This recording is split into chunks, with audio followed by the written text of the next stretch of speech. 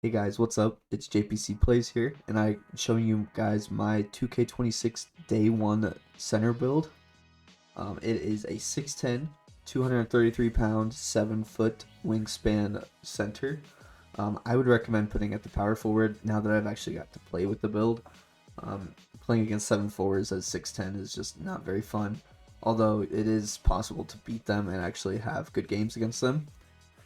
You're just able to move around faster and get some better contest because you're able to jump at them and just be faster.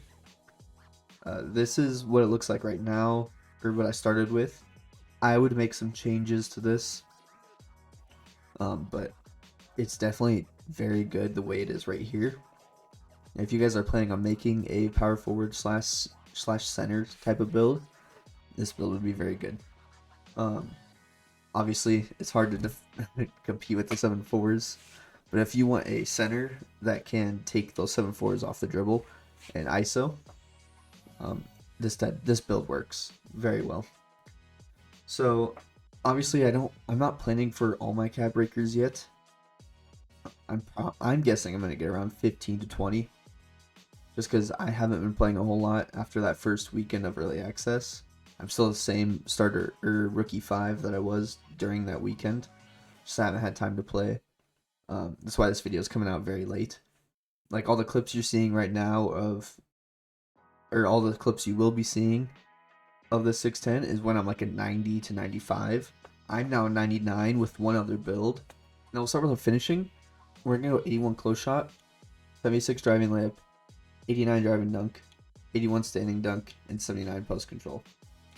Now I am able to make pretty much like not any contested close shot. Obviously that'd just be exaggerating and not very realistic for me to say. But you can make decent close shots over smaller players with an 81 close shot. Future cap breakers will also be going into this, so I can get an 84 at least, because you will be wanting at least silver paint prodigy with your cap breakers. And then 2 cap breakers also gets this up to an 87 post control, which then you can use to get goal post powerhouse. You can even get better post fade phenom, because I'm pretty sure you get 90 mid range if you use cap breakers. You get gold post up poet, silver unpluckable. It just is really useful if you use 2 cap breakers on your post control. Obviously, I have my 87 mid range because I'm going to use my shooting specialist cap breakers, my 2 cap breakers on there to go to an 89 to get gold set shot, which then will +2 to get legend. Now I have it still on silver, and +2ing that gives me a Hall of Fame, and I'm shooting around 70% from 3.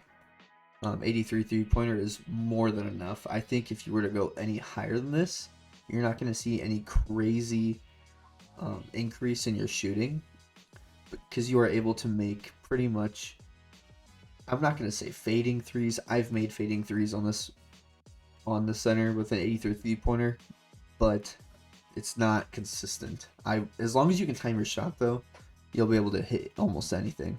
As long as you know your shot, because no more RNG. 74 free throw. I wish this was higher. I'm not going to put cap breakers in a free throw unless I have nothing else to put them into. Just because your green window for free throws isn't as big as you want. So this will probably be the lowest free throw I have for any of my builds.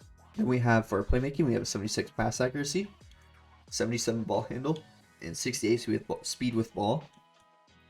76 pass accuracy is a little low. I wish I would have went all the way up to around 80, so I could use cap breakers to get to 87 for gold break starter. It's not saying that you can't get good break starter passes, it's just not nearly as consistent with those good passes.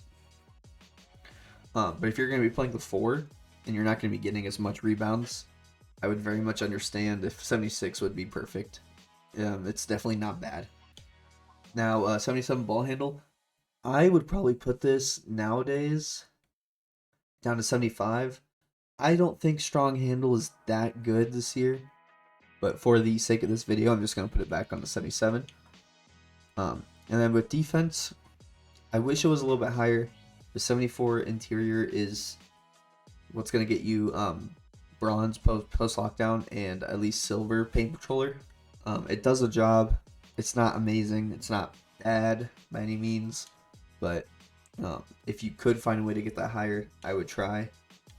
Perimeter defense. Obviously, I play the center on this build. I didn't think I needed it.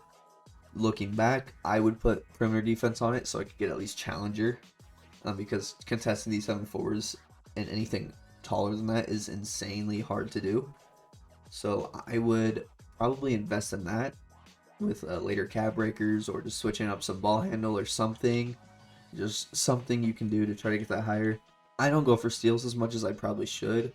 So I thought, why go for steals in a game that has stealing lanes and stuff like that nerfed? When I don't even go for steals very often anyways. So I just kept it minimum. And then I have the block at 84, gives you paint patroller on silver. And then 4 cap breakers will get you to that gold high flying denier in the future, which is pretty decent. I have +1 high flying denier, and I get a decent amount of chased on blocks. It's actually pretty impressive how much you get. Your rebounding, 85 offensive board, 80 defensive rebound. I think these are actually very good sweet spots, if that makes sense. I have had multiple games where I've out rebounded 7-4s with a higher rebound, or just people with higher rebound in general. But I've also had the games where I've been kind of dominated on the boards as well. It just kind of depends on kind of what your other guys, like what your opponent's rebound and vertical and the size of their player. Like if they have all those together and they know how to use their player, you're probably going to get out rebounded. Me personally, I do get out rebounded at times, but I've also haven't had horrible games where it's been like an actual detriment to our team. But as long as you have like your vertical high with a good pogo stick, it does very much help. And I also do +1 my rebound chaser to get to gold, and will eventually +2 it once I get my shooting specialist, because I won't have to do +2 set shot. For physicals, I have a 70 speed, 68 agility, 84 strength, and 83 vertical. 70 speed's pretty good, especially going up against those 7-4s. You're just faster. They just can't really keep up with you on the breaks, especially. So if you're able to get out on the breaks, if you know your team has the rebound, you're getting a bucket pretty much every time. Same with like agility. You don't have to go back and forth really too much on a 7-4. So doing or having just a 68 is more than enough in my opinion.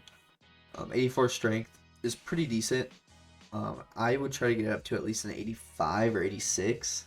Probably 86 if you could, to get that gold post powerhouse instead of having to use cap breakers like I do. But yeah, around an 86 strength. I would say around an 86 strength is around the sweet spot for this year. 83 vertical. In my opinion, you should always try to go for a super high vertical on any center that you can. The higher you get, along with your higher rebounding, it's just going to be amazing for any rebounds that you might not be able to get normally. I have a Hall of Fame pogo stick, which is pretty nice.